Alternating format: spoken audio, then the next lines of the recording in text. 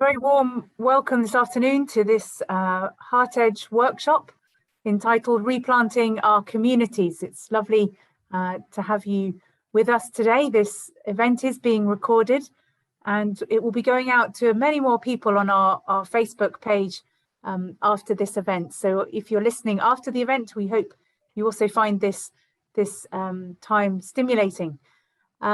It's an incredible privilege to have three real activists and specialists in the field speaking about replanting our communities, particularly in this week of COP26. And I will hand you over in a moment to Simon Thomas, who is going to be chairing this event. Simon is a director and founder of the City to City network, and he's the co-founder of Habitat for Humanity Homes UK, a housing charity that works with individuals and corporate volunteers to build and renovate homes nationally and internationally. He runs a low-cost eco-housing company with two partners to provide housing solutions for those on low income, 18 to 35, and has recently helped start a retreat farm and an organic ecological emphasis to help rethink elements of small-scale farming.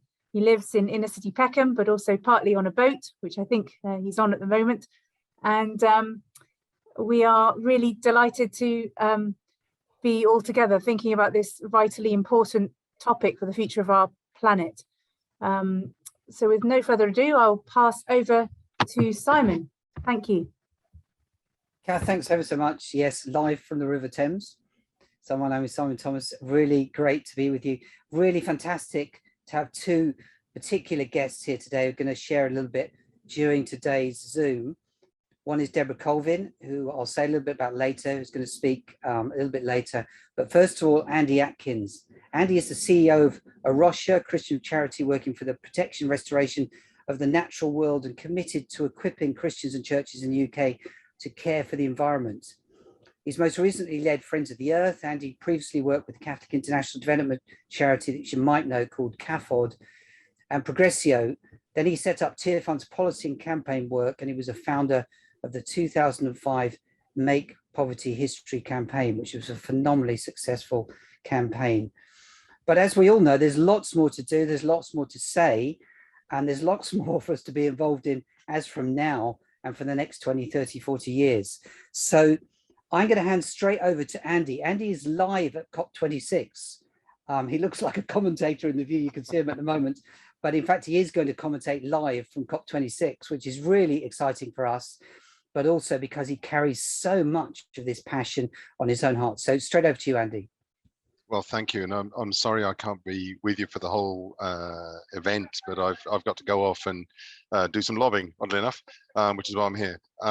So let me try and say a few words which I hope are useful and maybe even encouraging, as well as realistic as to what can be done at community level. But I guess I'm providing almost like the international overview of the issue in some senses, as seen from COP. Some of you may know that the British government has declared sort of four big issues for this COP. Probably two or three of them will be obvious to you because it's what the papers are all talking about. So, but one of them, very unusually, is nature. So I've been following climate summits and been at several over the last 20 years. It's the first time in my experience that nature has ever appeared on the climate agenda. Now, you might think that's obvious, they're so connected. I do. But they're actually completely different tracks in the UN system. There's a completely separate COP for biodiversity. The next one, incidentally, would be COP15 for biodiversity. So it's quite unusual, well, unique in my experience, that nature is on the agenda. Now, what is that about?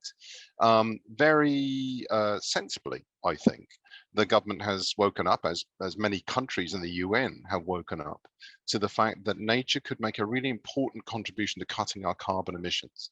And of course, getting those emissions down is one of the big four issues on this COP agenda. Also, it's a relatively cheap way of doing so. Another big issue on the COP agenda is the $100 billion that has been long promised ever since 2009 to developing countries and still not been delivered. $100 billion a year in aid, in climate finance. And here we are, 21 years, no, it isn't, 11 years, forgive me, math's not my strong point, after the promise was first made, and it's still not been delivered. So that's another big issue. But nature-based solutions could be a relatively cheap way of responding to climate change. So let me just say, what do they mean by nature-based solutions, and what are some of the issues around it, which I hope will then provide you with something to earth the question of how do we do replanting communities when it comes to the nature aspect of it. So on the one hand, we just have to get fossil fuels emissions down as fast as we can. There's no other way of ever achieving 1.5 degrees, of staying within a tolerable increase in climate, in global warming. The first, second, and third thing we need to do is get off fossil fuels. However, even that will not be enough to necessarily prevent climate catastrophe. So the world is looking for other things it can do. And a very obvious thing is to rebuild the carbon sinks, the forests, the wetlands, the grasslands that naturally absorb carbon emissions, but which of course we've devastated over the last 20, 30, 40, 50 years. So if we could actually regenerate much of that natural capacity to absorb greenhouse gases, it would not only be really good for climate change, of course, it would really be very good for that other big crisis as well, which is biodiversity loss, rapid extinction of species, because you would be done the right way, you would recreate habitats that are really, really good for wild things, okay? And I think there's a third aspect of this that nobody's talking about, but we are all very aware of post-COVID, is that access to thriving nature is so important to our mental health, so important. I was privileged to be able to wander to a wood about 10 minutes from home during that period where we were only allowed an hour out each day. I don't know what I would have done without that. What do you do if you're on the 13th floor of a tower block in Hackney with an abusive partner and you can't get out? So access to good nature is a massive equality issue. So from our perspective as a Rocha, the whole idea of nature-based solutions to climate change has so many other benefits as well in restoring nature for habitat and restoring nature for people. Why would you not do it? Having said that, there are a lot of people who wouldn't do it. And here's the reason. We need to be aware of this, or that are very nervous about it. And they're right to be, because done the wrong way, it could also be a catastrophe.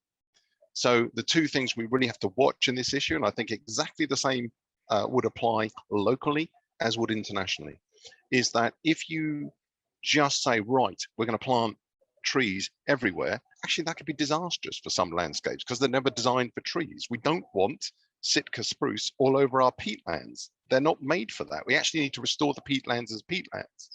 So when the government announces it's going to do, I don't know, 30 billion trees, don't quote me on these facts, I can't remember the exact number, but a huge number of trees over the next year, on the one hand, we should go, that's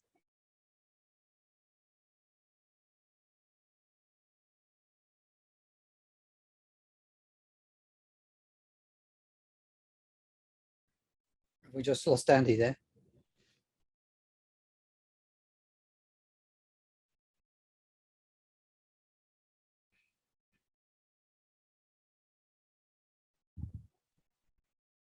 I'm back now. Did I freeze? Oh, I'm really sorry. You did, don't worry. You're back. We can hear you. I'm back. So the summary, I don't know what you heard of that, but the summary was who gets to make the decision about what kind of nature we're talking about and where it's put is really important. Otherwise, it could you would exclude local communities that need to have a say over this, and you could potentially dispossess communities of their land and their cultural heritage at an international level, whether you're talking about indigenous people in the Amazon and rainforest, or whether you're talking about white middle-class people in London who've always relied on that park, and now somebody's planted something else all over it. So the same issues are, we think of them from an international perspective here in COP, but they come right down to the grassroots. So as a Rocha, to summarize, we are very keen that we should pursue nature-based solutions to climate change, because done the right way, it would be very good for nature, very good for people, very good for climate change. But we cannot avoid, from a climate perspective, cutting our carbon emissions through getting off fossil fuel, and it would be incredibly dangerous if those that have always resisted cutting our fossil fuel emissions saw in nature-based solutions, yet another excuse, if you like, not to cut their carbon emissions. That won't work. It's got to be a both and, not an either or. You know, so we cannot afford for it to become a distraction. At the same time, done well, it can be really good for climate, really good for nature, really good for people. The debates here at COP then are very much about who decides what kind of nature and whether local people are going to be included in this. And we've not got off to a good start, because I'm sure you would have heard and read the decision to 100 countries signing up to end deforestation by 2030. At face value, that looks great. But if I tell you that actually virtually exactly the same thing was agreed 10 years ago, and the idea was to end it by 2020, what they've actually done is re-agreed something agreed 10 years ago and pushed the deadline back by 10 years. So that's one problem. The other problem is that many of the indigenous groups here, representing indigenous people from across the world, say they just weren't consulted. So we've got here the leader of the Brazilian indigenous group say they have had no discussions with anybody about that. And you can imagine if you're in their position, thinking, well, yes, we want our rainforest preserved, but we kind of want to say in how they're managed, in if there's going to be money coming in, where's that money going, and so on. So we've not got off to a good start here in reassuring the people who have been the best managers of forests sustainably since time immemorial. What's the word? Anyway, you know what I mean. And that actually they're going to. So those are the, watch this space. I think there'll be much more debate about this here. We ourselves are about to put out a press release on this subject. We produced a position paper as a Rocha. If I can get my act together, I'll put it put the link in the chat for you. So if anyone's interested, on nature-based solutions, which points out the benefits as well as the risks. And we will be lobbying on this over the next few days. And we have with us colleagues from A Rocha, Ghana, and that is a case in point because they have a forest there called the Ottawa rainforest. It's not that massive, but it's absolute gem in terms of biodiversity. Some of you may have seen a picture in The Guardian in the last week of an owl, which was thought to have disappeared. No one's actually seen it for 150 years or something in Africa. It's long thought to think they've just discovered it in the forest, quite by accident. And there are various other species there that are incredibly threatened elsewhere and there. So the Ghanaian government is one of the 100 that is signed up to this, to end deforestation in the next 10 years. At the same time, they are courting the Chinese to basically take the top off the forest, it's a mountain, to mine it for bauxite. Those two things are completely incompatible. So it's absolutely going to take, at the national level, international level, and local level, communities to go, you've committed to this, this is how we think that should be implemented. And this is not consistent with that. Otherwise, I think at all levels, you're going to see a good deal of rhetoric, which sounds great, but the implementation of that could be either non-existent or the reverse. Okay, I mean, that's life. So we really need people who are in the know at all levels, local, community, national, international, to monitor the agreements and go, how does this look? And how do we want it to look where we live in our community? Otherwise, things will be done to communities instead of communities deciding how they want to organize their community. Okay, that's probably enough for now. So I hope that gives you some hooks to have a discussion on. Let me just check. I mean, I don't know how much time we got. I've got 5-10 minutes if anybody wants to ask any questions, but over to you, Simon, as the chair. You know how you want this to run. So. Okay, just a couple of things, Andy, just maybe you can comment on, and then we can just a couple of questions before you zoom off. One is, how do you think we can respond to areas in the community that seem left undone? Councils have got less and less money. There are wastelands around. What's the activism level? Obviously we're not talking about jumping on people's private land, but you know what I'm saying in terms of one of the things that Rocha's done fantastically is take bits of those land and repurpose them, rewild them, and replant them in some ways. That's part of what the other Andy is doing. So yeah. Just a comment on that generally. Yeah, I mean, it's a really good point. I mean, I think, I come from a international development and human rights background before I became formally an environmentalist, though I've always loved nature and played around in it. I think it's about participation, it's about collaboration at the grassroots level, where you don't have much money, for example. Nevertheless, people usually have a lot of energy, a lot of ideas, and if you can create the forum, the fora, where people can get together, pull those ideas, develop a common vision of what they want, it's extraordinary what can happen. And that's of course what we're trying to do with EcoChurch. At one level, it's a scheme, it's an online scheme, great, you know, and it fulfills a function and it's useful. But actually the biggest value of EcoChurch, I think, is people in churches talking to each other about, how do we want to do this? And people in local communities going, well, we've done it. What about you? Can we hook up together as churches? I think the next stage is going to be eco churches getting together, go, what could we do with this town? How could we help the town we live in to be sustainable, to be a much better place to live? And so on. Now we're not there yet. We're, you know, I mean, and Deborah is your expert here on just getting a church to get to a high level in eco church. I'd love to hear Deborah's views on like how would that look like as the next step, because I know it's been hard enough to get where you've got to as a gold church. But from where I stand, I think creating those fora and using things like eco church or another program we have called Partners in Action, where we're getting Christian land managers together. It could be, you know, people who run a conference center or a retreat center or a Christian community to get together and go, how could we use this land for nature, for people, for climate change? And that is creating a lot of discussion.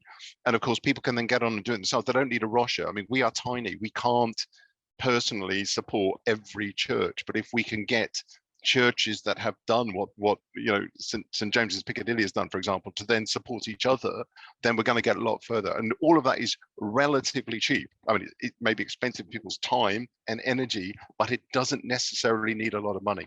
But the last thing I'd say on top of that, which I'd love to see, is groups of churches or groups of partners in action then going to the local council and going, what is your climate plan? What is your development plan? Yeah, we know your skin. We know you haven't got money from central government, but we'd still like to be involved and see whether we can work with others, secular, local government, whatever, in local sustainability plans. And I think, you know, there'll be some councils that go, who are you? We don't want to talk to you. But I think that'd be quite rare these days. Actually, most people go into local government because they want to change something. They might have different views on the how, but finding other people that want to change something is usually a refreshment for them. So I'd love to see groups of churches going together to local councils going, we're here, we're doing this. We can offer this. We can offer buildings to meet in, to convene in. We can offer a certain amount of volunteer power. What's your plan? How can we be engaged? Is a thought. That's a brilliant thought and a fantastic answer. Andy underplays A Rocha, as he would as the CEO, but it's a fantastic organization that packs an enormous punch for a small organization. So do get on their website as well. Can we just grab Andy for a couple of questions if people have got them? A sort of hands up thing here where you can ask. He really has incredible knowledge base. Yes, somebody just put their hand up, then disappeared. Was that Jeremy? Jeremy, yes. Yeah, look, just very quickly. The global agribusiness sector, how are they engaging with nature-based solutions? Or perhaps a better question, are they engaging with nature-based solutions because seeing they work within the natural environment?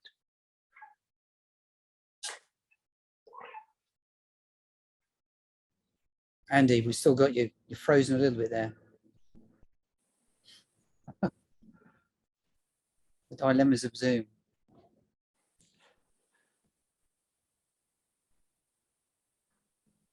Has he gone? You've obviously put him off there, Jeremy. Perhaps he's got a way to find out how to answer. I better get the answer to that one. That's fantastic. Okay, I don't know whether he's going to appear back again or not. We'll see. I think Glasgow's suffering with an internet overload, probably. Hannah Reeves. Okay, we'll come back to it, Jeremy, because that's really fantastic understanding. What we're going to do at this stage is there's only a few of us on here. We won't go into small groups. It's just easier to handle together. It just so happens that Jonathan Kearney, if you look down the screen there, is on. Oh, great. Hannah Reeves has come back as Andy Atkins. Did you get the question Simon. There, Andy? Andy, did you get the question from Jeremy? Can't hear. Can you hear? And oh, finally, yes. I'm really sorry. My laptop chose that moment to crash. Okay. And I have stolen my colleagues, which is why I'm sounding a bit female today. You look like Hannah, yeah. So did you get the question from Jeremy? No, sorry, Okay. Jeremy, could you repeat? The agribusiness sector is very, very big. Yeah. The global and they work within the natural environment. Are they engaging with nature-based solutions when it comes to emissions reduction? Interesting question. The truth is, I could not give a certain answer. There will be, on past precedent, there will be very big interests that don't want anything to change. But there will also be other interests that see in this an opportunity. And, you know, just like we had with renewable industry, you know, renewable energy, years and years and years of resistance to getting off fossil fuel. But then some innovators come up and go, you know what, we could make a lot of money out of renewables. So what I'd actually quite like to see is that some innovators go, you know what, we could actually do really well from nature-based solutions done well. And you know, because I'm sure there is, you know, there are market forces that could help promote the right solutions, as well as that, you know, I'm not a great, you know, marketeer kind of thing, but I'm just on past present, you're going to get a lot of resistance from the traditional forces, and then somebody will break from the pack. I certainly think that for some aspects of agribusiness, this will be a challenge. Because they don't want to stop cutting down rainforest to plant palm oil. They don't want to stop doing the destruction they're doing in order to replace it with monoculture, essentially. That makes them a lot of money, but is disastrous for nature, is disastrous for local people, other than providing a few jobs, is disastrous for soil preservation. They won't want to do that. So nature-based solutions will be a challenge to many of that sector. But I've not been sufficiently involved in the right meetings here yet to actually hear what they're saying. I'm just guessing, if I'm honest. But I'm hoping that we will, you know, wherever they're at, sooner or later there'll be those that break from the pack and actually see, no, you could channel money to this and do a really good thing for humanity by promoting nature-based solutions in the right way. That's my hope. If you're into that, be one of those innovators. Brilliant. Thanks, Jeremy. Anybody else? Have you got a couple? Just one more question, Kath. Andy, thank you for all that you've shared. Could you just tell us what is giving you hope this week in Glasgow? What have you seen that is giving you hope? Yeah, I mean, I'm not one of those COP pessimists, to be honest, who you know, traditionally would just slag off any international summit. I mean, things that give me hope. You know, there are a lot of people here who do want to make a difference. Now, their voices may not always carry the day, but it's really important that people do come here to say what, you know, to present a positive vision of the world they want to see. And I think, you know, I think climate has gone up the agenda, nature-based solutions going up the agenda. The understanding of what we need to do definitely advances. I mean, I think people are in a very different place in this COP to ones I would have gone to, you know, five years ago or so. There's been a huge advance in understanding. I think the challenge now is the pace at which we need to move. You know, the science says it's so urgent. The scale at which we have not got time. So I think whereas the conversations I'm hearing now, if I'd heard them 5 years ago, I'd say that's fantastic. Now you always have to say yes, but when are we actually going to do that? We all agree it needs to be done, but we just have to do it so fast. Now, on that note, what gives me some hope is also the degree of public pressure on this now. Obviously, you know, those that already kind of get this issue have come here. They're protesting today. There'll be big social protests tomorrow. But I think around the world there is so much more understanding of this issue. So much more. I know in my own church, you know, people who've come up to me year after year and said that climate stuff that can't be real. They're coming up to me going, "Oh, you told me about this. I remember you saying." You know, lots of people who didn't get it now get it. You know, and there is hope in that if we can get them to raise their voice. We haven't got time just to think these things and hope that somebody else will take action. We've really got to convert, I think, the rise in public concern to effective pressure on politicians, to make it easy for people to, you know, to write to their MP, to raise their voice, to join campaigns, so that, you know, but sorry, it's a long answer. I do have some hope in the number of people who want to make a change, and in the people both on the political side and on the public side, and it's making that all work together now is the challenge, I think. How's that? Fantastic. Andy, thanks so much. I know you've got a Zoom. I really appreciate your time and hope the rest of the time goes really well for you and you can engage where the real key issues are. So Thanks so much for doing that. Thank you very much. And I'm sorry I can't stay longer. I'll get a download from Catherine or Simon later on how the rest of it went. I'm really interested to know where you get to in some of the discussions. And yeah, Deborah, sorry not to hear from you, but let's have a coffee in London as soon as we can. Great. Thanks, Great. Andy. Have a fantastic day. Brilliant. Thanks. Bye. So brilliant. So what we're going to do now is have a little discussion between ourselves before we hand over to Deborah, who's going to share a little bit more on the micro scale, the mini elements. If you're able to put your screen on, it helps us when we're doing a sort of group discussion. I recognize that sometimes internet means it's easy to leave your camera off, or that you're trying to have a quick cup of coffee or do something else. So that's really fantastic, just so we can see who you are and it's easier to engage. So what I'm going to do is hand over to Jonathan. Jonathan, I've asked him about three minutes ago to sort of chair a discussion. He's used to doing that. He runs MA courses for the University of London Arts, and he's runs the MA course there. So Jonathan is well equipped to work digitally, but also to work on the spur of the moment. So I'm going to ask Jonathan just to kind of share a little discussion around a little bit of some of the things that Andy was saying, but also to think of your own context, as well as some of the actions that we might be able to take into being. A bit like Jeremy was saying, you know, we've got the big picture, agriculture, are there small community pictures that we can engage? So Jonathan, hand over to you. Okay, thanks, Simon.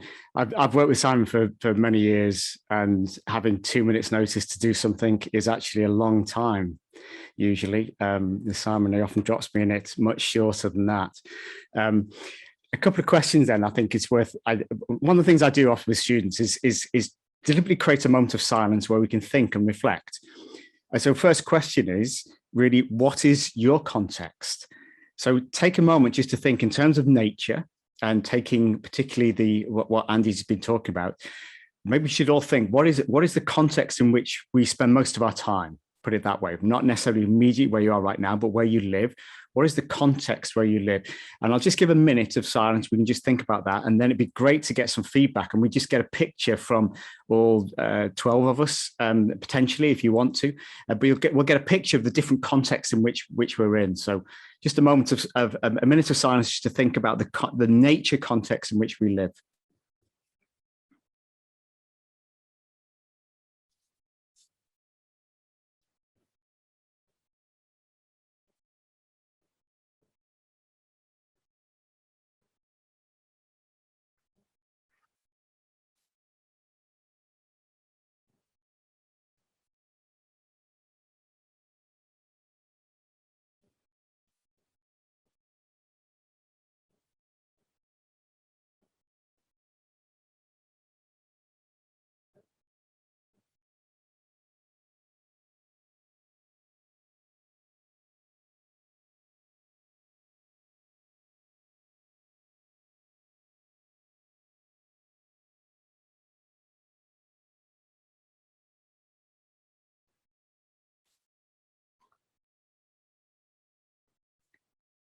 So if anyone would like to just literally very, very short, just describe the nature context in which you live, and we'll kind of begin to weave a picture together of all of us in the context we are. Anyone like to go first? Just wave your hand. Okay, Kath. I'm happy to go first. So I work at St. Martin in the Fields in central London. So I enjoy St. James's Park, you know, for my lunch break. But I'm very aware of the you know, the air quality during the day, you know, as I sort of walk around the square, especially when you do the you know, the COVID test these days, you realize just kind of how much sort of black soot we breathe in. But I live up on the Piccadilly line up at Arnos Grove in a 5-bed vicarage where my husband's a vicar here, and we have a garden. We have a large garden. We have incredibly privileged to have a garden, and the church is known as the Church in the Trees. Some unusual trees around the place, and you know, it is our aspiration to work on the eco wards. We know it's a very, very small congregation, but so. Yeah, huge inspiration from Andy's talk, and particularly that vision of having eco churches working at a higher level. I mean, wow, what an amazing! I had not thought of that. That was awesome. Right. I'll stop there, but yeah, thank you. Thanks, Catherine. Anybody else? Joan. Just unmuting myself. I'm a member of South Wales Area Meeting for Quakers, and we are based in Swansea, and we're just about to join the Eco Church as well.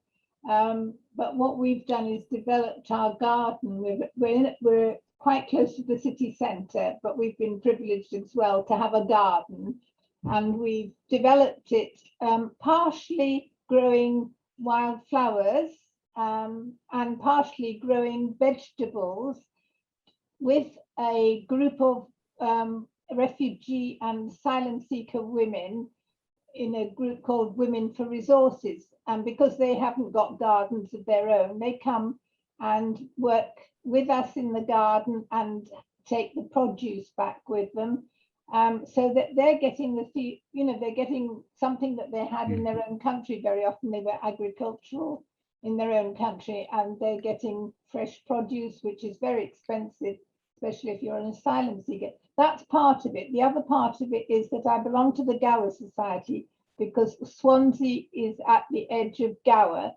and I'm a botanist, and I have been doing botanical surveys over the last 20 years to show what management is required in this area. It's an area of outstanding natural beauty. You can't just leave it, because if you do, the coarse grasses will actually develop and not allow biodiversity. So I've been doing that for the South West Wales Wildlife Trust, but I also lead botanical walks for the Gower Society to encourage other people to look at the biodiversity, particularly in plant life, and to become aware of any changes. So I do botanical surveys for various organisations and also lead botanical walks.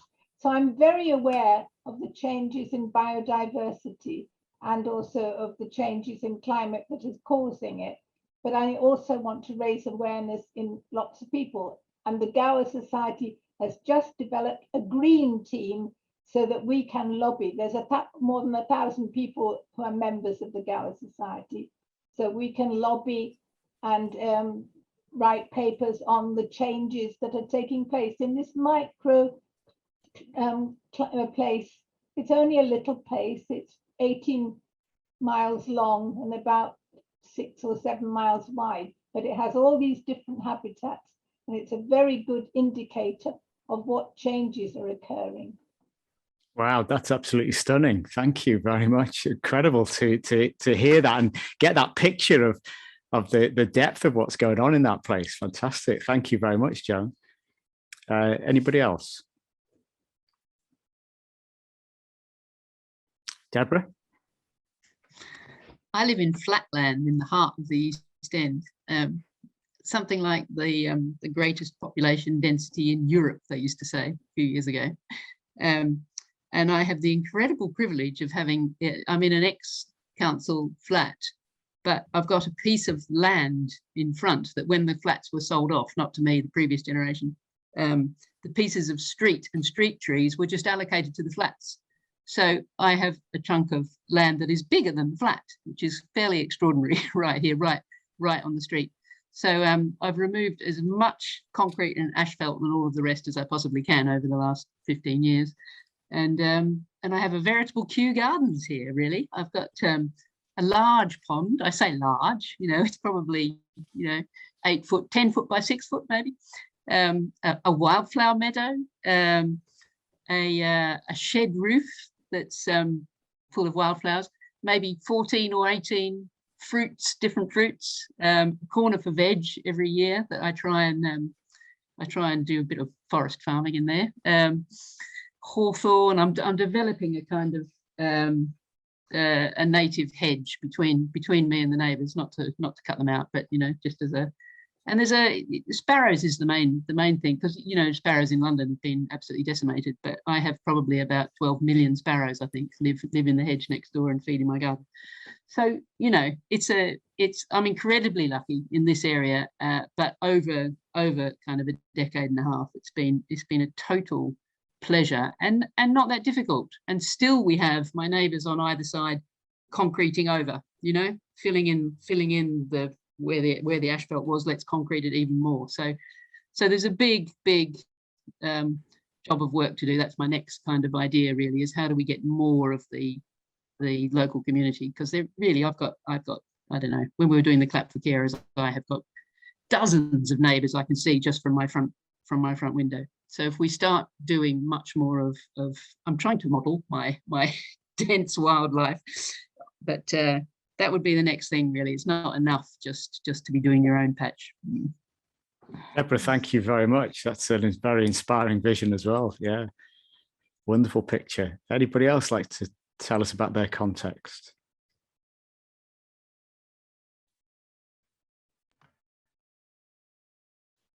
I could. Yes, go ahead, Maria. I live in Chester, and one side of where I live is built up towards the city centre, and the other side is countryside. We've got farms. Well, I'm assuming these farms, because working farms, because of the smell that we get occasionally. Nature context, there is wildlife about, plenty of wildlife.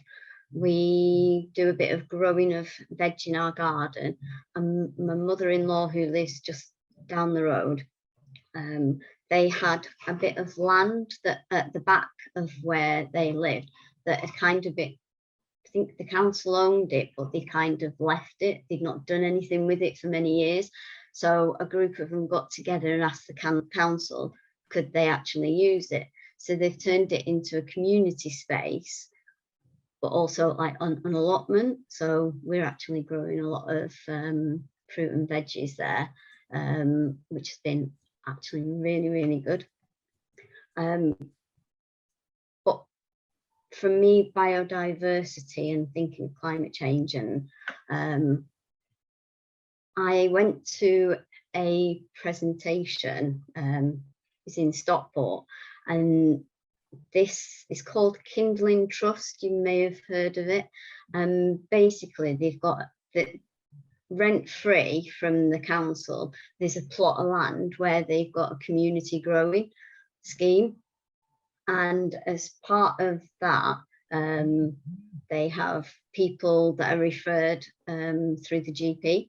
So they come in, and pre-COVID, they would grow and share a meal from what was grown in the garden.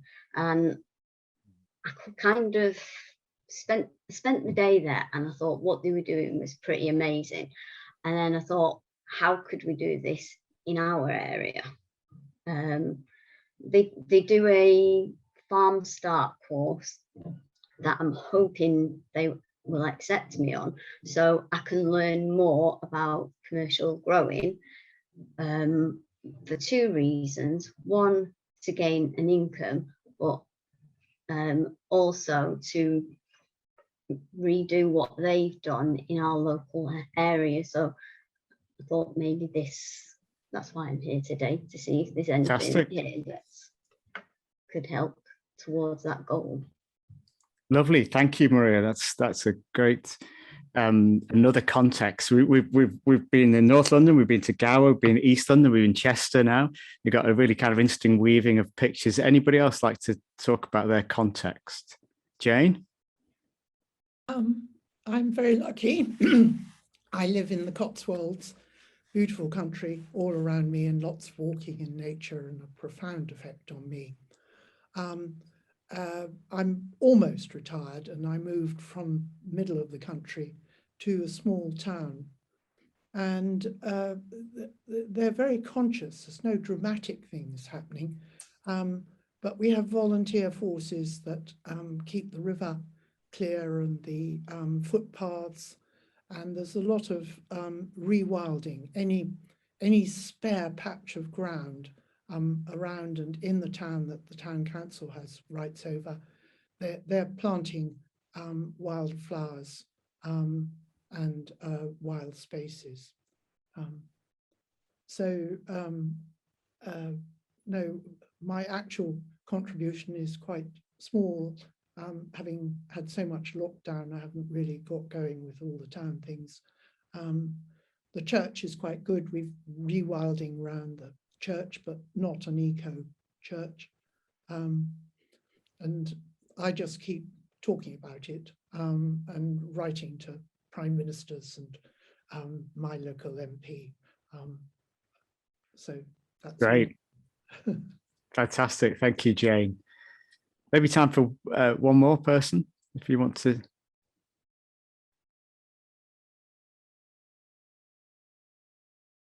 I can give a little bit of my context. I'm actually in Peckham in Southeast London at the moment, although I've lived here for many, many years, but I recently moved to Liverpool. And there, I'll just tell you, it's a inner city Liverpool, and it's a beautiful place. We've got many amazing parks that were built by Victorian philanthropists 150 years ago as a ring of lungs around the inner city of the city. Astonishing actions that they made at that time. But just near me are some streets, and the streets of terrace houses, classic kind of small terrace houses, and they were treated really badly in the late 80s, early 90s, to the point where they were kind of left and abandoned, and many of the streets ended up with maybe just 2 or 3 houses had people living in, the rest were bricked up, and it was a bit of a mess. And one morning there was a sound of banging on the street, and one of the other residents who was left in the street looked out the window and thought, what's going on? And one of the other women who lived in her house was so frustrated, she went out to her front door with a hammer and smashed through the concrete of the pavement and planted a plant. And those streets are now almost completely transformed. They're renewed to homes for people to live in. They are full of plants. People sit on picnic benches outside, because they're terrace houses where you step straight onto the street. And you can barely walk down the pavements because there's just plants everywhere. So you have to kind of go walk down the middle of the road. There are cars, but there's not much room for them anymore, which is good. And it was a remarkable thing. It took many, many years. It was a remarkable thing to see that action of someone literally hammering through concrete to say, I don't want this. I want to get to the soil. I want to get to the earth. I want to replant physically as well as practically for that area. I'm also very privileged to be part of a small church, but we are an eco church, an eco gold church with A Rocha as well. And a knock-on effect on that is that we have on the church land, it's not even run by the church, it's a community-based food composting bin. It's just a big wooden composting bins. And there's one which it's got a combination lock on, and we go and drop our food in there. And the other one is waiting, and that's brewing up, as it were. And by next spring, we'll be able to go and get compost. And the flies are all over it and stuff like that. But it's just fantastic that is just a natural thing that people want to do, and they'll walk and dump their peelings and things like that in there, and then generate compost for us all to take away. Come next spring, it'll be available for everybody. Thank you. It's really rich to get that from North London. The church and the trees, I thought it was a lovely picture there. That incredible observation in the Gower Peninsula, and just that kind of observing and giving attention to all of that looking, I think, is really important. That amazing plot of land in East London and what you've been growing there, and the fact that all the sparrows are obviously there on your land, and Chester, that community, and the lovely idea of growing food and sharing meals together. And then, of course, the Cotswolds, a beautiful part of the world where Jane is, and the volunteers acting to kind of maintain rivers and pathways. So thank you very much for sharing your context. I'll hand it back to Simon. Thanks, Jonathan, for the spontaneous sharing there. I think what happens is when you get to Zoom, you probably think, who on earth am I going to meet, for one? And then secondly, what on earth am I going to find out? And do you know what? It's always an incredible revelation to see what happens, see what people are doing, and see what, I'm quite blown away by just listening to all those examples. We're covering between us quite a lot of the country. I'll just quickly ask Jeremy where you're from. I'm actually in South London. It's where I live in Camberwell, so not too far from where Jonathan used to live in Peckham. But I'm also a first-year curate in 2 parishes, one in Pimlico and one in Westminster. Fantastic. Oh, that's really helpful. That's so good. So that's context. We've thought a little bit about the community side. We're going to kind of bring it in a little bit more personal. It's a brilliant segue. Jonathan didn't know anything about what Deborah's about to say, and concrete and plants and various things like that. But in a sense, we're going to look at the micro, how plants and ecology and replanting our communities, plants just want to grow. That's what they're there to do. That's what they are. That's what they naturally do, given the environment, given the circumstances. So I'm going to introduce Deborah, who is, I'm discovering, quite an amazing person. I mean, I'll read a little bit on her kind of brief, very understated summary of who she is. She began life as a farmer, agricultural scientist in Australia. She's worked in education for many years as a teacher and school leader. Curriculum development and community engagement were part of that. Deborah is also energized by action on the nexus of faith, environment and science, and is currently church warden. I actually didn't know that because she got so many other things on her CV at St James Piccadilly, which is a gold award winning eco church. But I have to say that Deborah, the more I get to know her, is far more than that. And I've just went to a brilliant festival they did last Sunday, which ended with a vigil through the night at the beginning of COP26, which was a multifaceted affair with all kinds of people and ideas and thoughts and perspectives, and people from a few hundred years ago. They weren't still there, by the way, they were dead, but talking about them and really understanding about their whole contribution to the debate that we're in today. So Deborah's going to show a few things as she goes. So Deborah, I'll just hang straight up to you. Thanks very much, Simon. That's very kind of you. I would say, likewise, the more I get to know Simon, the more it's kind of creative conversations develop. So that's been really great. I'm just going to try and share my screen here.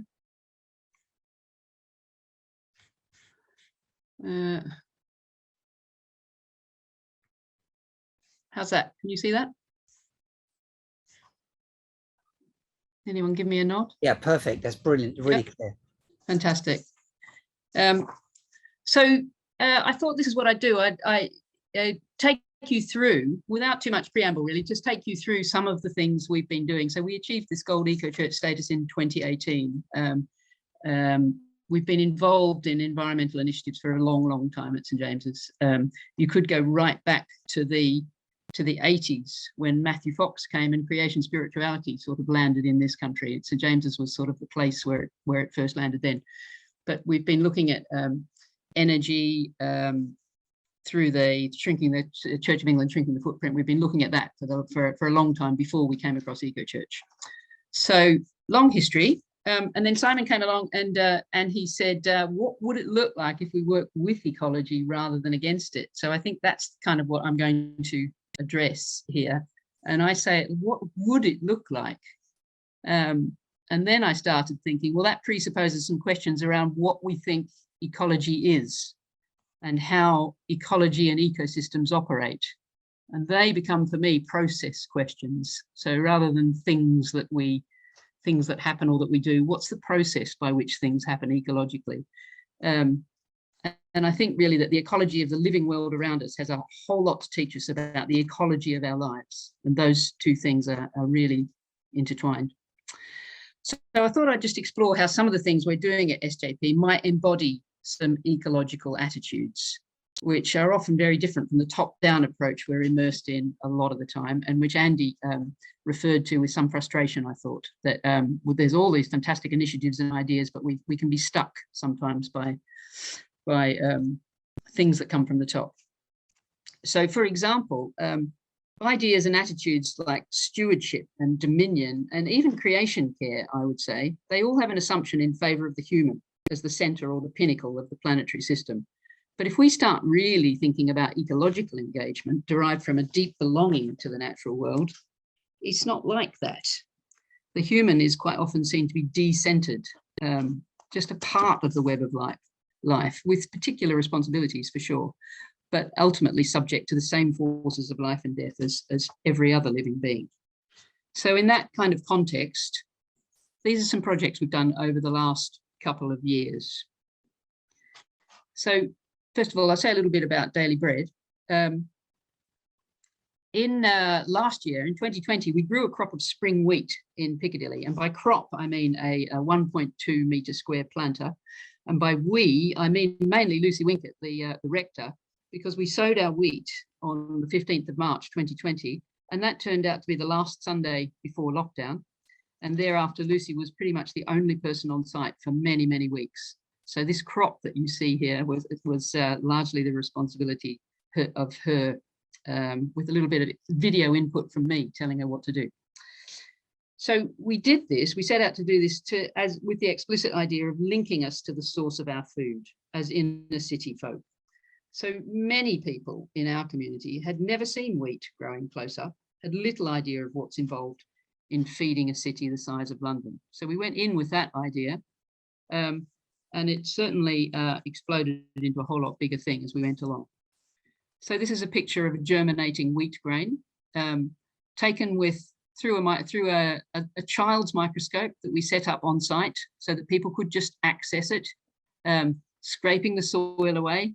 Well, I did it at home, not the actual lockdown wheat grains, but scraping the soil away so that you can just get engaged with things as they're happening.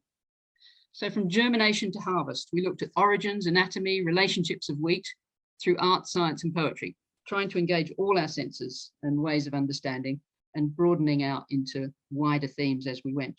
So lots of members of the St. James's community, about 30 in fact, grew wheat in their own places, which was a fantastic linking thing through the lockdown. And we had a communal harvest last October, but sadly still waiting for a post-COVID time when we can mill our wheat and bake some bread for a Eucharist.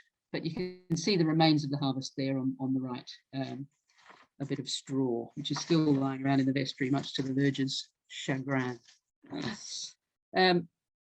So this was the output of the project, and sadly our website is down just now, so you can't see them, but we produced 31 of these posters, and we had no plan to do this when we started. It just emerged really, on a whole range of themes.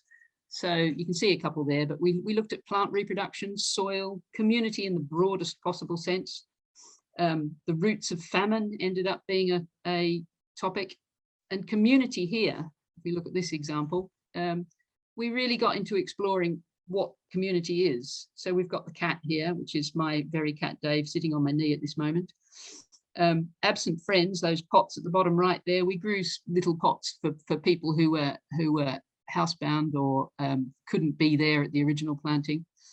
The mildew, see that picture of mildew on the leaf there? This is community. Mildew is a living organism. It's a fungus. It's going to exist with plants wherever you grow them. But it wouldn't look like that in a more diverse agricultural system. So a monoculture of wheat, this is what you expect, unless you carpet the thing with pesticides and herbicides, which we didn't do, obviously. So we did all of this community idea in 2020, when it turned out that the global wheat crop was down by about 30%. So we became acutely aware of that. Locust plagues of biblical proportions in parts of Africa. Were we aware of that? You know, we were all going through COVID, and meanwhile there were whole communities in Kenya and other places in Africa whose crops were completely devastated. And then we also looked at some themes that help people relate to plants, which are, after all, the root of all our food chains, whether we eat meat or not, but are often really far from our everyday experience. So we had lots of conversations about the ways in which people refer to plants. I can't tell you how many times people have said to me something like, "Don't give me a house plant. I can't have a house plant. I always kill them." To which I say back, would you say, "I can't have a cat or a dog. I always kill them." You know, it's something about our attitude to plants, which is either they're nothing, they're a green backdrop, or they're something actively alien that we don't relate to. So I suppose I'm saying lots of conversations, lots of ways into community, lots of learning, lots of getting engaged with plants as they are. So that's one. And then by a very neat segue, unplanned, we moved into our second project, which is running this year and is still going, in fact. The same planter there ends up with a project that we've called Aftermath. So as we emerged into the aftermath of COVID, tentatively creeping out of our homes and gathering together again, we came across a paper in the archives at St. James's which described another aftermath. In October 1940, St. James's was reduced to a near ruin in the first phase of the London Blitz. The bomb site was rapidly colonised by 42 species of weeds, which were identified and listed by Professor Edward Salisbury, who was director of the Royal Botanic Gardens at Kew at the time. He was a real bomb site specialist, and he went all across London identifying plants and wrote lots of papers and books about it. And just as an aside, the word aftermath, it doesn't mean a catastrophe and a disaster. It means the new growth after the first crop has been taken off. So it was a fantastic theme to engage with as we came out of COVID, trying to explore where the new growth might be. So here we go. There's the list of the 42 species. I think even just saying the names is a delicious thing. I won't read them all, but red goosefoot, creeping thistle, codlins and cream, wood willow herb, wheatbine, common groundsel, common sow thistle, and on it goes, 42 different species. Safe to say that large numbers of people at St James's had never heard those words. We did recite them all in a Eucharist at the start of it all when we were sowing. So again, it's kind of making a relationship with these living creatures. So the wheat planter, as you can see there, we turned it into a bomb site, and then we threw a few seeds around in there. Those little things that look like crosses, they were on Calvary or somewhere. They're not really. They're just sticks holding up the netting, which we put up because we had a bad experience with the wheat last year, and the pigeons just absolutely devastated. They just ate all the wheat. But I'll show you the next slide. Not that one yet. But these seeds are so small that we had no pigeon problem at all. So we didn't actually need that netting, which was a learning in itself. The kinds of plants you grow really dictate the sort of care you have to give them. So weeds, we've been thinking about what a weed is all year. And you may know Richard Mabey, nature writer, and he's writes beautifully about nature cure as well. So plants become weeds when they obstruct our plans or our tidy maps of the world. If you have no such plans or maps, they can appear as innocents without stigma or blame. So that was a kind of baseline, but even more than that, the weeds turned out to be incredibly useful and taught us so many things about resilience and adaptability particularly. And this is Prof. Salisbury, who was just really, really into his weeds. And in his kind of 1940s language, he was saying, we can wrest knowledge from misfortune. And he went around bomb sites doing exactly that. Here they are. Aren't they beautiful? These are the weedy seeds, about 18 of the 42 species. They're just so beautiful, aren't they? And some of them, a lot of them are really, really micro.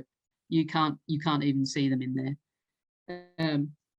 So we planted a selection of these, and in the planter that we had before, which we call the bomb box from now on. So the weedy seeds, they're generally much smaller, and I would say infinitely more beautiful, with a wide range of dispersal mechanisms. They've got wings and hairs and prickles for latching onto animal fur, which makes them much more adaptable and resilient than the wheat that you can see on the right there. The wheat seeds have been bred to be uniformly big, fat, starchy, and firmly attached to their stalks for ease of harvest. This has made them entirely dependent on humans for survival, as they can't disperse at all on their own anymore. And that starts me reflecting on the idea of them being the plant equivalent of a bulldog, whose puppies have to be delivered by caesarean section because their big heads can't fit through the birth canal. So who is the domesticator and who is the domesticated here with the wheat and the humans? If we follow the dominion and stewardship thinking, we might end up saying that the wheat plants have got us exactly where they need us. They have dominion over us. They keep us tied to settled ways of living, so crops can be grown. We don't have much choice about that at the moment. If we start thinking more ecologically, in a more nuanced way, we can acknowledge that the humans and the wheat have been inextricably interdependent over the last 10,000 years. But this is not necessarily forever, and in fact is now really reaching the limits of sustainability. Wheat is the most widely grown crop on the planet, but everywhere we look, there are problems with its the environments that it's adapted to, and the yields that we can get. And as I said, I think the worldwide wheat crop was down 30% last year. This is a huge concern. Hence, these weedy seeds may be coming back into their own, a lot of them. So we really got into our weedy seeds. We did tons of research. I can tell you anything about any of these, any of these particular plants. And Sarah Mark, who's our project artist, she made prints from these images and flags. So there's an image of the weed seeds flying into the bomb box. And we've been selling these flags to raise money, and we framed some for our festival that Simon referred to before. So they've prompted us a lot of thinking and writing about human resilience and adaptability. And then we moved on to thinking about migration, and we've even been exploring slavery as a result of this, about the way populations move around the world and how they move. So following the bomb box through the seasons this year has been much, much more complex than following the wheat last year. Every plant flowering at a different time, each with its own pollination strategies and associated wildlife. So the biodiversity is immensely greater in this box than it was with the wheat, because there's something to eat for a much, much longer period of time across the year. And the mix of plants means that individual diseases don't get out of control.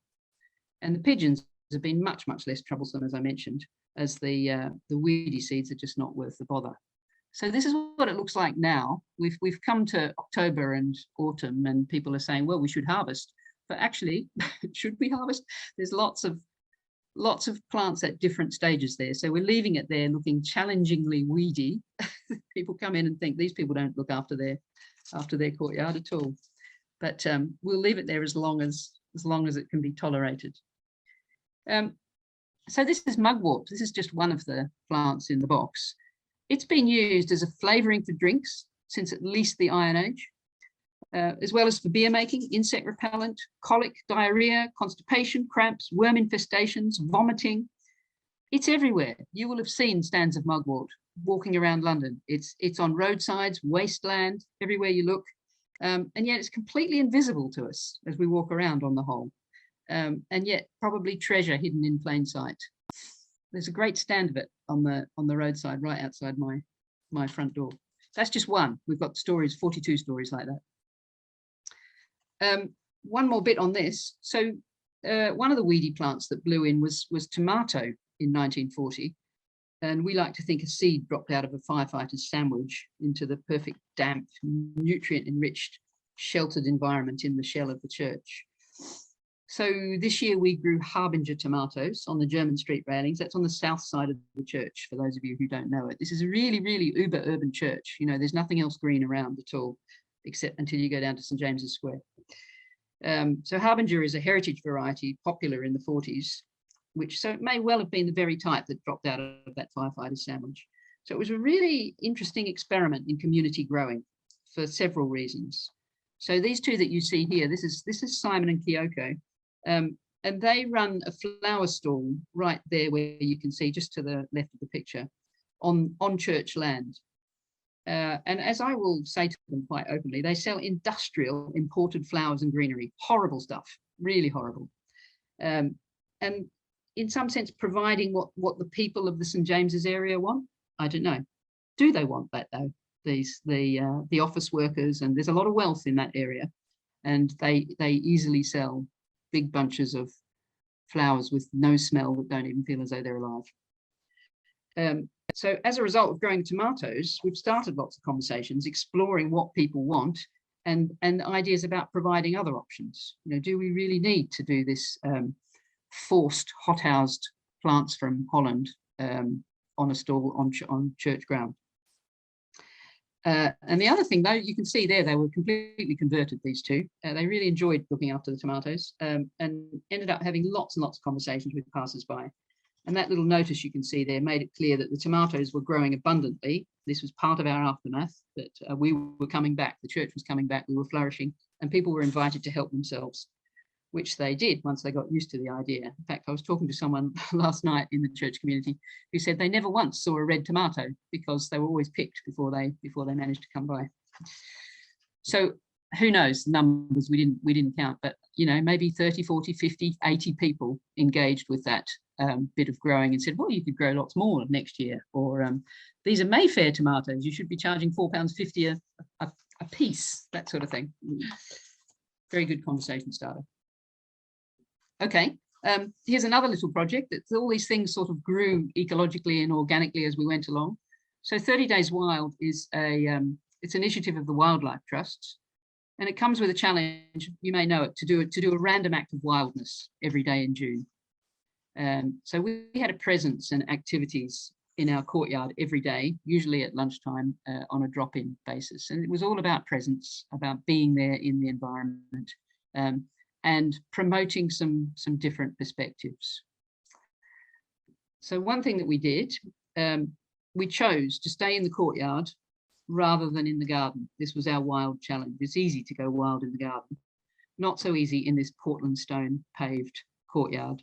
So what we did was not jet wash it for a couple of months, which was quite a challenge to the church as a whole. Took some explaining, but we didn't jet wash it. And you can see there in that corner, you see the green sheen, all the things that grew in the cracks, and the bomb box is there in the corner. But at least 25 to 30 species grew in the cracks across that month. And I don't know if you remember, June was really wet, so that was helpful as well. So all of these projects, they help us noticing the weather as well as the ecology. So we focused of necessity really, we focused on the micro wild. So on the left there, that's a liverwort in a crack between two paving slabs.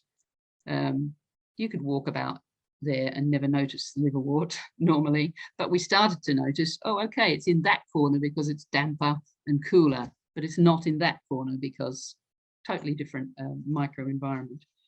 And that bug it's a lime aphid. It's specific to lime trees, which we have one of right in the middle of the courtyard. So we ended up again with the same child's microscope. We can just set up and passers-by were just dropping in and having a little look.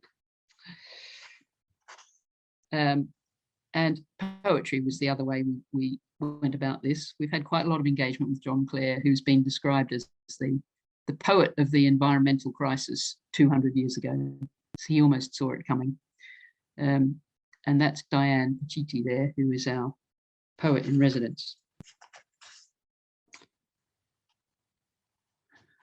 So the project goes on and on. I just thought I'd share this with you because at the end of the month, at the end of June, I photographed every stone. And here's a selection, about 130 in that corner, in that northwest corner, with the aim of building some kind of photographic mosaic. So I haven't done it yet. I will print out and see what we can make to try and showcase all these at least 25 species that are there.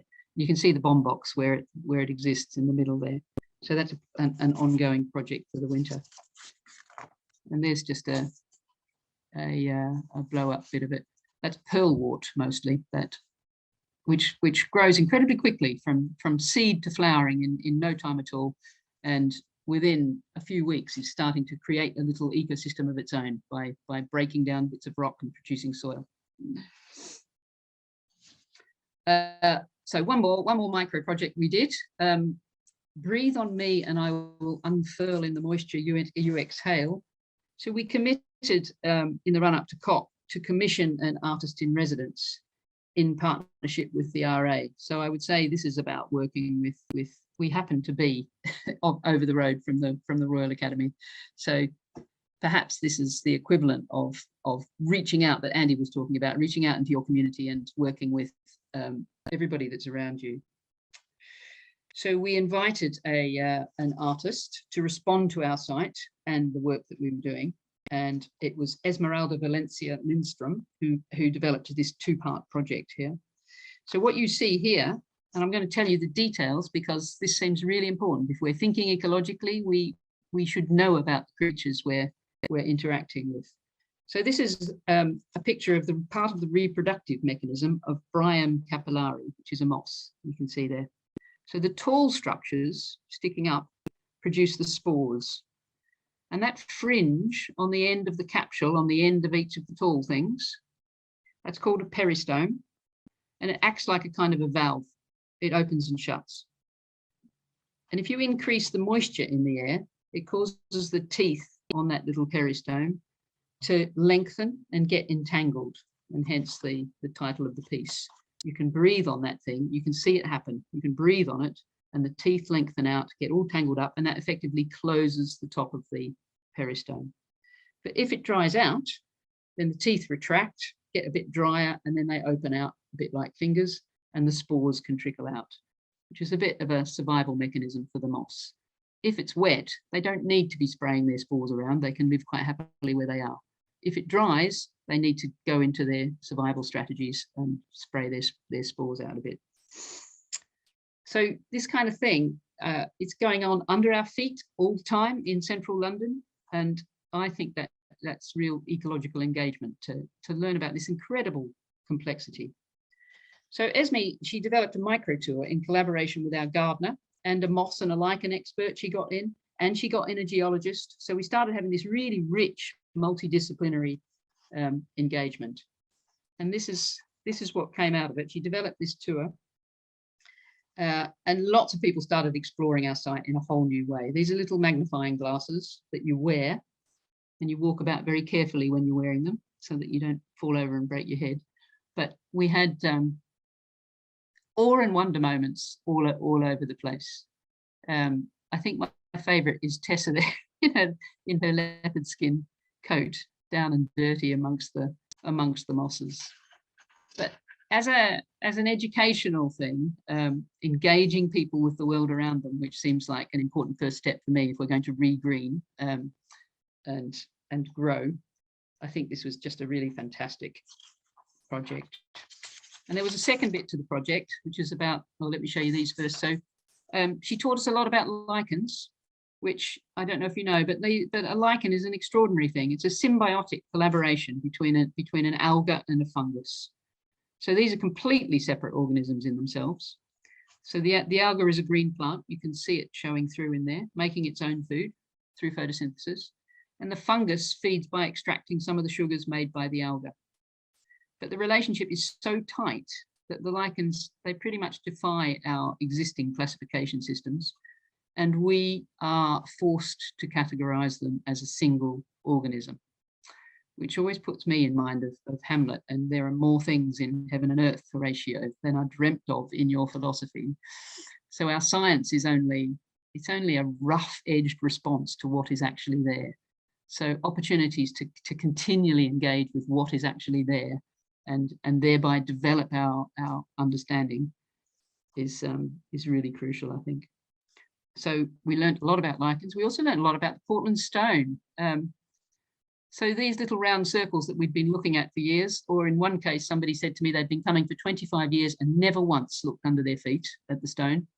But these little round indents are some kind of 150 million year old worm that have probably come up through one hole, looped over and gone down through another. They come in pairs, a lot of those. And they're all over the place in the church.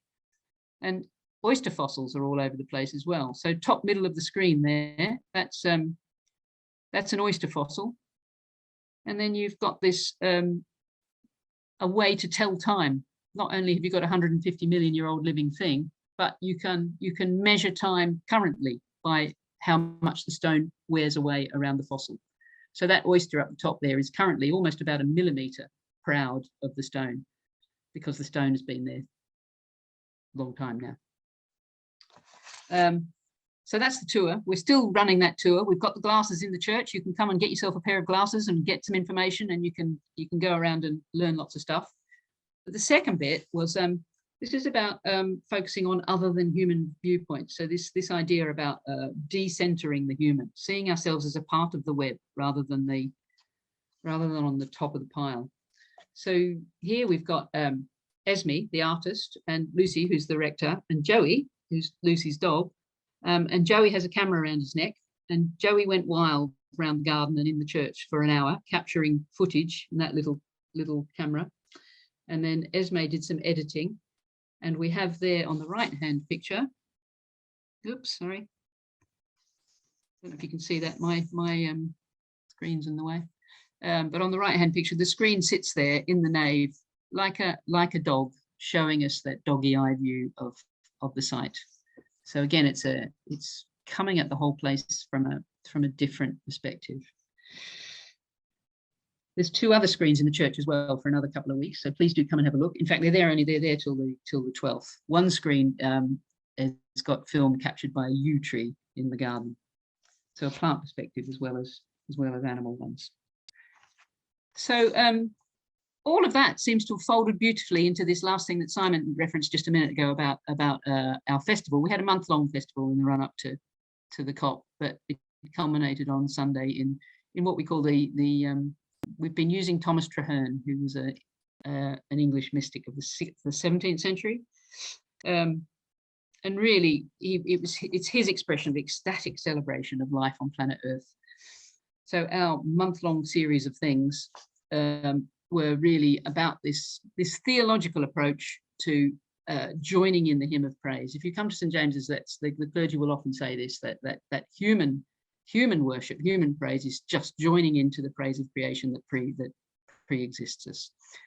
So that was what we tried to do. Here's a couple of things that were going on. We had a lovely green kind of arch welcoming people in, and there's our vigil, bottom right.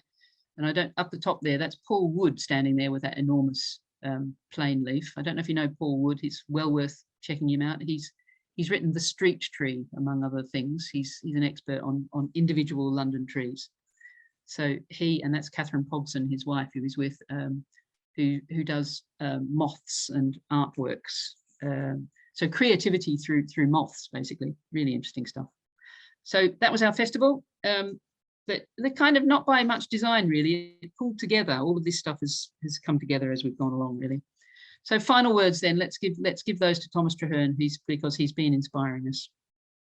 You never enjoy the world aright till the sea itself floweth in your veins, till you are clothed with the heavens, crowned with the stars, and perceive yourself to be the sole heir of the whole world.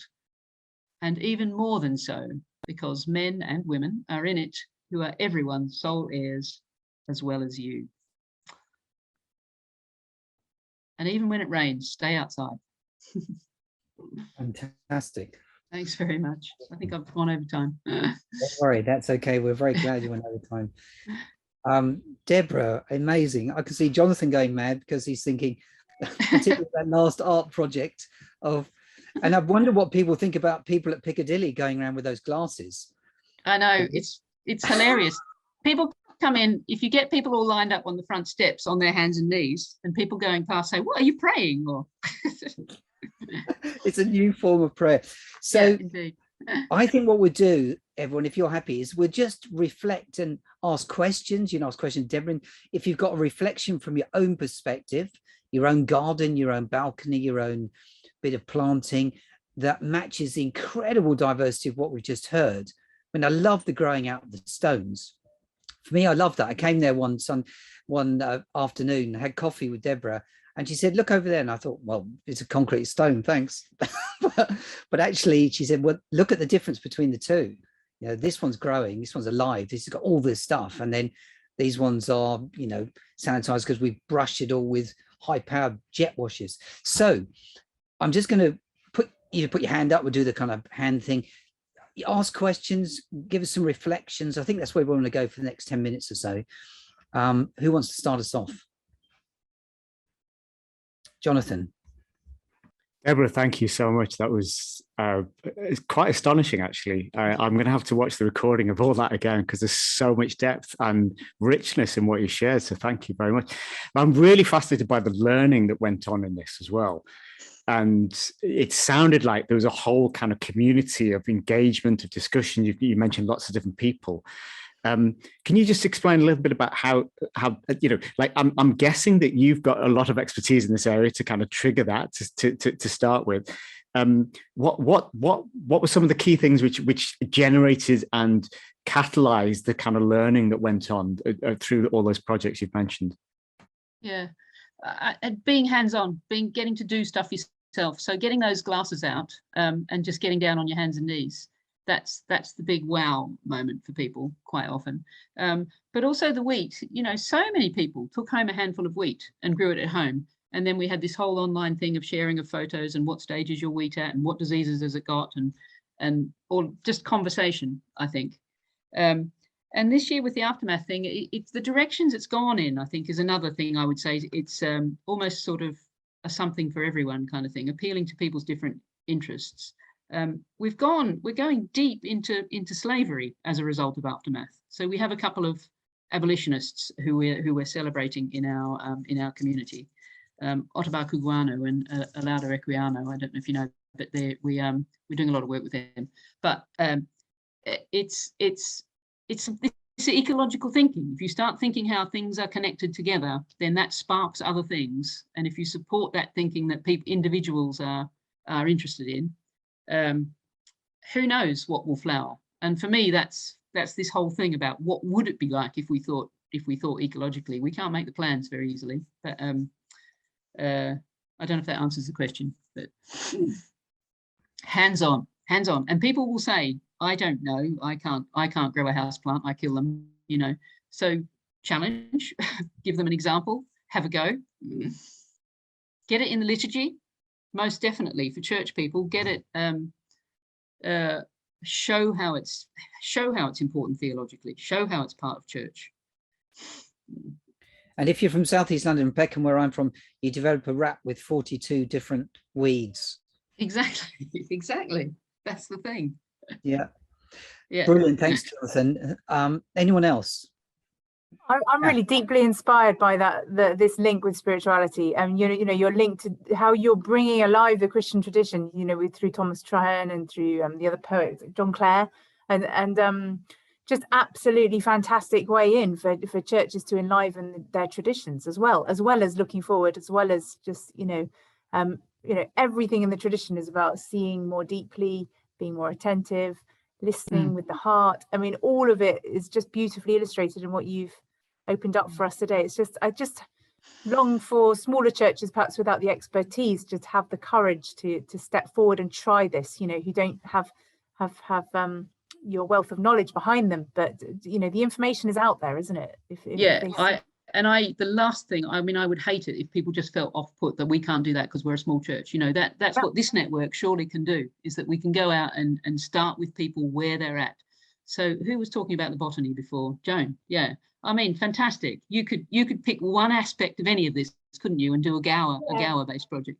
What I wanted to ask you, did you just have your congregation, or did you use it for outreach beyond your congregation? Yeah, I mean, we're on Piccadilly, so our festival stuff is very much open arms, and we ran lots of events where we invited different kinds of audiences.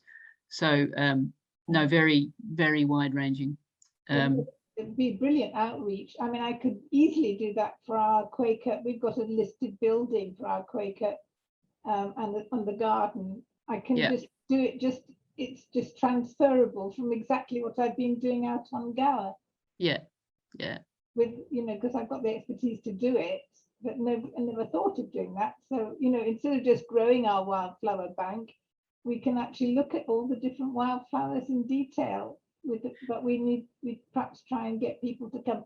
It may not just be Christian though.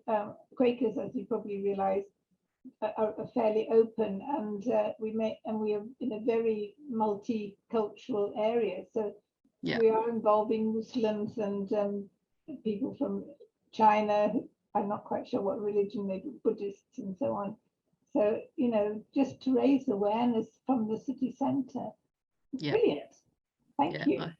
I think that what you're saying, Kath, about the depth spirituality, you know, if you're tying it back to, I tend not to use the word creation because I feel distanced by it, you know, to Thomas Traherne's kind of explosive celebration of the whole of planet Earth and the universe. It's so brilliant. We're going to get the glasses over to you, Joan, as soon as possible. Yeah. Just on the internet, they're really cheap. Just have a look. Just those little magnifiers. For the microscopic. Yeah, that'd be fantastic. Yeah. It'll take you about 40 years with 18 miles by 6, but okay. We've got a couple more minutes before we finish. Anybody else? Anybody else want to ask anything or comment? Jeremy, anything? Warwick? Maria, Claire? Claire, yes, go for it. It's just really inspiring to hear this, and it strikes me how important story is in our communities, and the telling of the story is really inspiring. I live in Somerset, but I'm attached through the internet with St James's and St Martin's, and I'm really interested and inspired by what you do, and it is something that I find I've been sleepwalking into COP26, and this is really awakening all sorts of really important things for me, and I'm sure would for lots of other people who aren't against taking things more seriously and taking action, but just don't really know where to begin. And this idea of story, I think, is really hugely important. And the other thing is, it strikes me that it really taps into that sense of healing and wholeness that we talk about in our Christian tradition. Thank you very much. That's beautiful. That really is, those two things. Absolutely powerful. Warwick, did you put your hand up there? Or were you just moving? You were just moving. Okay. Really, I don't know, we could go on for hours, but we have to finish there. I'm going to hand back to Kath just to finish off. Firstly, again, thanks to Andy, who's not here, but obviously you can pick up some stuff later. To Deborah, I think particularly, Deborah, that presentation will be something, Kath, if we can share it online or have it available online. Yeah. It will be available anyway, and whether people want it so they can use it as well, because it's a fantastic resource. It's a resource of ideas, it's a resource of methodology, but it's a resource of thinking as well. I don't know what people here think about that, but I think if we can somehow have that available, that'd be really helpful, I would think personally as well. So much appreciation to you. I'm going to see Deborah lots more exploding ideas as we have a cup of coffee outside, various things happening, glasses and all. So thank you all for coming today, and I'll hang back to Kath, who's hosting today as well. So thanks very much. Yeah, absolutely, huge thanks. When we envisaged this, I mean, we never imagined that we would have live from COP26 and to have the richness of the richness of Deborah's presentation. And Simon, thank you ever so much for your enthusiasm, your passion, and all that you brought for today. And Jonathan's 2 minutes notice sharing of that rich discussion. And although we've been small in number here, this presentation will go up on the Facebook page of Heart Edge Network, which is a movement in the broad church for mission. And there's all sorts of workshops of this kind taking place that you can see about on our website. And just a massive thank you, Deborah, for your time and for your creativity, for your energy, and all that you bring each time that you share so generously of your work. I'm so sorry that I honestly thought it was 20 minutes and it was 35. I'm so sorry. Oh, it was amazing. It was just so rich. Don't worry about that at all. And if people want to come back, we have the 4th session of a creation care course in collaboration with the Melanesian Mission UK and Chester Diocese. Deborah spoke on the last one of these, but we have a repeat of that in 18th of November at 7:30 after COP. So ideas locally, particularly linked to Chester Diocese, but how our churches can get involved in more. And today has just been a magnificent start to that. So bless you all for being here, and thank you for all that you're doing in your own localities. Thank you for your dreams and your passions, and it's wonderful to hear. You've made this workshop by bringing what you're passionate about. So thank you to each one of you, and thank you especially to Simon. Thank you, Kath.